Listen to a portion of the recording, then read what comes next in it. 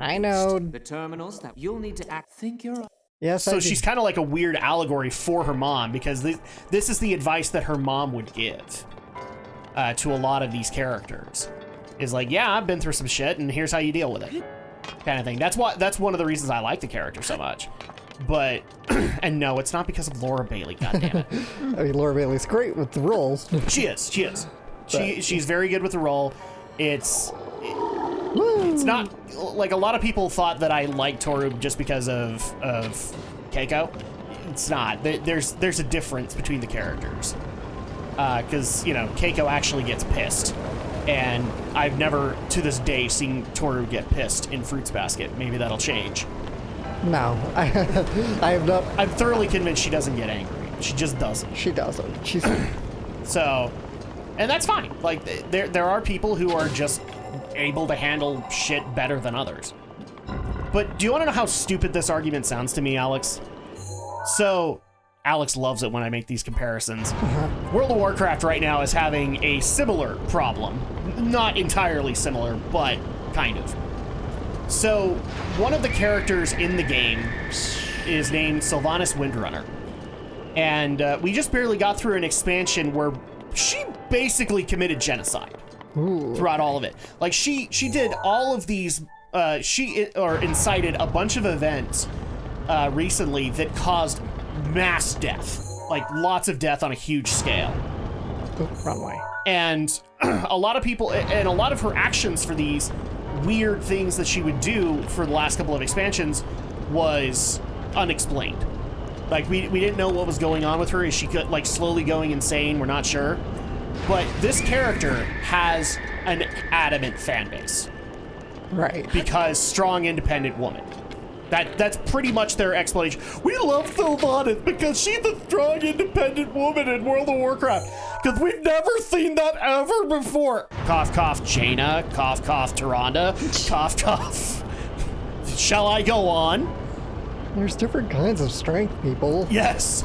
So what's funny is that in the new expansion that's coming out, Shadowlands, we find out that, oh my gosh, it turns out she's been working for someone all along.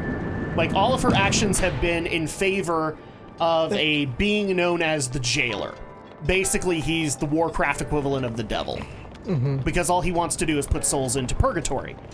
And so all the actions that she's been doing have been pushing more and more souls into purgatory to strengthen him and thus strengthen her. There are 4 terminals remaining. Still a ways to go. So why am I bugged by this? First of all, the Sylvanas crowd is pissed because they don't see that she has to submit, or she doesn't have to answer to or agree with a man. Well, I mean, this guy's a god, so he could be of either gender, honestly. I mean, he has male characteristics, but, I mean, you can make arguments like that. But they've now noticed that with some of the dialogue things that you get when hunting Sylvanas down, is that she actually kind of, I would make the argument she doesn't, but the pro-Sylvanas crowd is saying that she sounds, you're gonna love this word, subservient to the Jailer. Mm-hmm. Okay? I don't think she is. I think she still has kind of her personality of like, you give me what I need and I'll, you scratch my back, I'll scratch yours. And her scratch on her back is basically she doesn't want to die. She's already been to the Warcraft equivalent of hell, which is like a limbo, and she doesn't want to go back. Right. So at that point, like that's her scratch that needs to be itched, or her itch that needs to be scratched rather. And so in a lot of cases, like she speaks positively about the Jailer, but in the context of the character, it still sounds like, okay, they still have like this equitable agreement that, he'll save her from hell and he'll keep her alive forever and be immortal and all that stuff. And so their argument is that she sounds submissive to him. It's like, Blizzard, you wrecked a strong, independent woman, because now she's submitting to a man.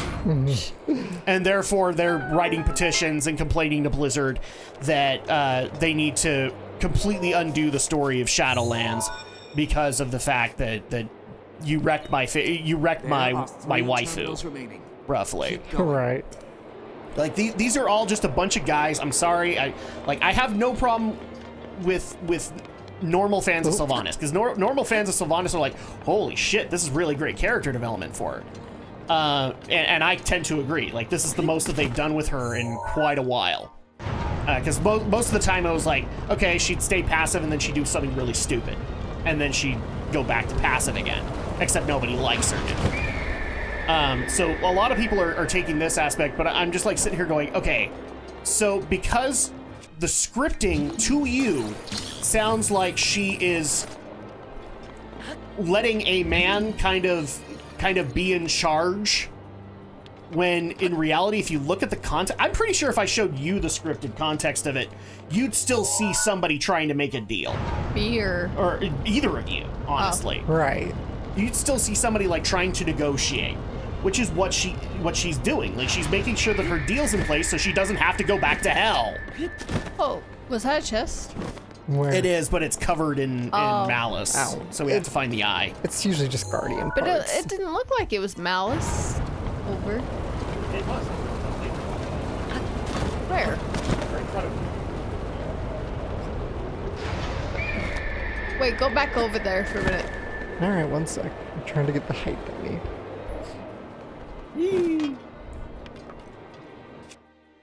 No. Unfortunately, we don't have Rivali's Gale, which would fix all this. Gee, Rivali, why can't you give me your Gale right now? Exactly. Why do I have to do this the hard way? Can't I just do it easy?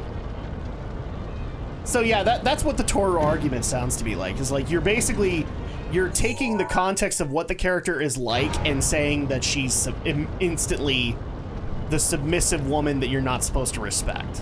Yeah. And I'm sorry, but even submissive women have reasons to be respected. Especially in the terms of character, because the submissiveness actually might lead into really good character development and make them stronger for it. Right. Which is That's the kind of chest. Oh, I was thinking the one above it. It was like not necessarily surrounded by that stuff. well, there might be one above it, but it's always like guardian parts. Occasionally you get like really good bows and stuff like that, but Ancient shaft. everything comes back to Shaft. So there you go. Like, that's just, wow, that was a bit of a tangent. And so I'm completely happy that we did it, but Jiminy freaking Christmas, guys, get a fucking life. All right, you could probably glide. Oh, It's daytime. I've been here for a whole day and all night, I'd say. Oh, say it right, I don't Al. know why I went suddenly English with that. I'm very cocky. Oh, I think I see the chest you're talking about, and Alex already opened it. oh. It's hard to tell because I thought it would stay blue and not. No, they start blue and then they go orange when they're open. But there are some chests that are like made of like concrete and stuff like that you can't really see the lighting on them.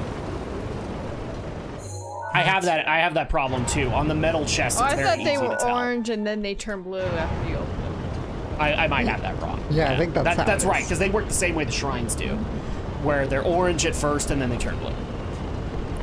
Aren't you glad? Aren't you glad I didn't say banana? Wow, you thought of the same joke I did. We're not married or anything. There are 2 terminals remaining. My goodness, that's Almost two. There's two more terminals. And Alex and me were thinking the same damn thing. It's almost like we've been doing this for a Oh while. yeah. Very long time. So yeah, that surprises me to no end. The negative review simply based off of Toru's character. Toru's character. Like, There are a lot.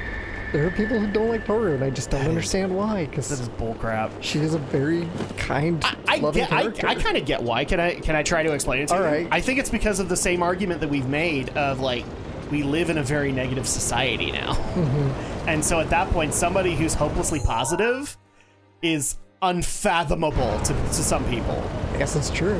And I mean, I get it, but at the same time, like that's why I like Toru as a character, because how many people want to sit in that slump for days and even months at a time?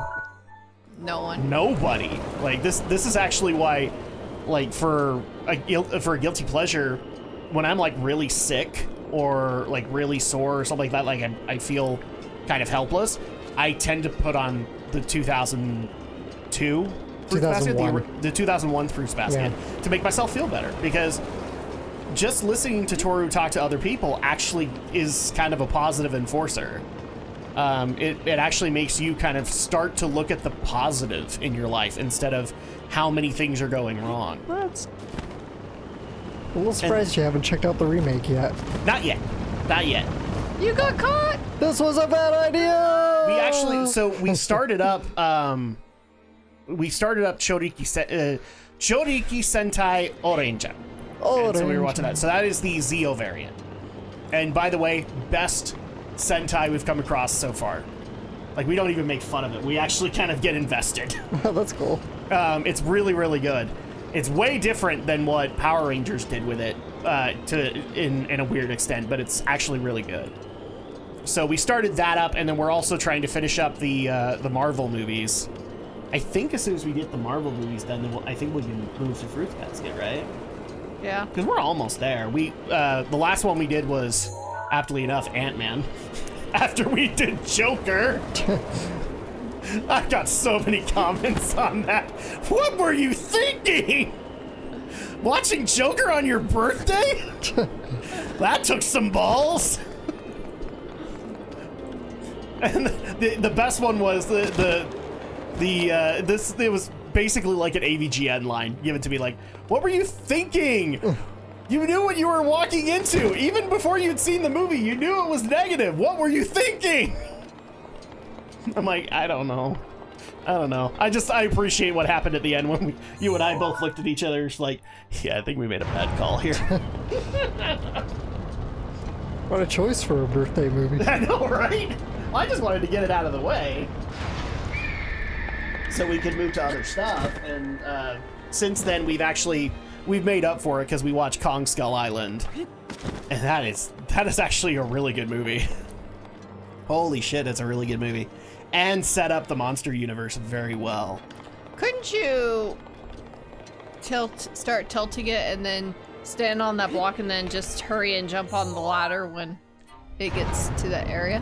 Maybe.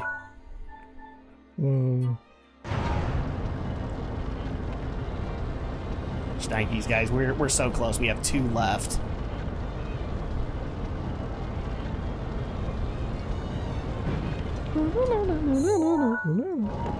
Or maybe, like, can't you just go up to where the chest was up that ladder and just use that to your advantage? I can do that.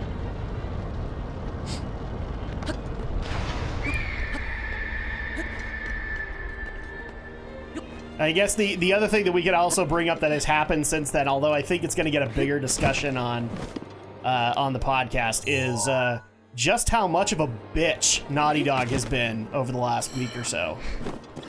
Holy crap. So I sent you a couple of those stories, Alex. Like, what's your take on Naughty Dog and their response to the leaks of The Last of Us Part 2? I guess I don't have much of an opinion. It's sort of like, it sucks to have your game leaked, I guess. Yeah, you have your game leaked, and then when people say that it's bad, they get full-on copyright strikes and their YouTube channels and Twitch channels and all those taken down. We even just confirmed today that they have also launched an attack on BitChute. If anybody speaks negatively about either Naughty Dog or The Last of Us Part 2, they will have your video taken down for copyright. Wow, Naughty Dog just can't handle criticism, can they? I guess they can't. Probably to get that chest, you have to be on the ramp and then turn it. But I'm trying to go for the terminal. But the part I'm genuinely curious on with Alex is I haven't technically put this story up yet, but we've had more developments on it. So Sony and Naughty Dog have come out with an official response as to the cause of the leak. Right. So up they say until it was hacked, right? Yeah, they say it was hacked. Thank you. So when you hear that, do you not just think of like Anthony Weiner and a bunch of other people? Like that's the default response? It might be, might not be. I don't know. Considering that the official confirmation of this before then was Jason Schreier of all people, sorry, I ain't buying it. I think it is a disgruntled employee, especially considering that Jason has even confirmed that Crunch horrendous amounts of crunch were happening in Yeah, I Naughty heard Dog. that too. So I don't think it was a hacker. I think it was the disgruntled employee. Don't you have to? Oh, I think that's what was happening, but yeah, this is just an effed up situation. But, I mean, out of it, we did get a free copy of Last of Us Part 2, so... Yeah, in case people don't know this, so me and Andrea do live streams weekly, and a friend of mine and oh, viewer... do you have to put the bomb through the thing and let the wind carry it? Maybe. Yeah, I think that's right. I know there's a big, like, metal ball that comes out. So a friend of ours and fellow viewer offered us his pre-ordered copy of The Last of Us Part 2. Under one condition. Review it. Okay. So, because he also follows my reviews and thinks that I'm actually fairly honest when it comes to reviews. There you go. Now, So first of all, thank you. I appreciate that. now you can get the ball. No, he's got to flip it again. I know. He's got to get it close to him. And turn off the wind. It doesn't matter. I guess you're right. No, it's just going to push it to the wall. It's fine.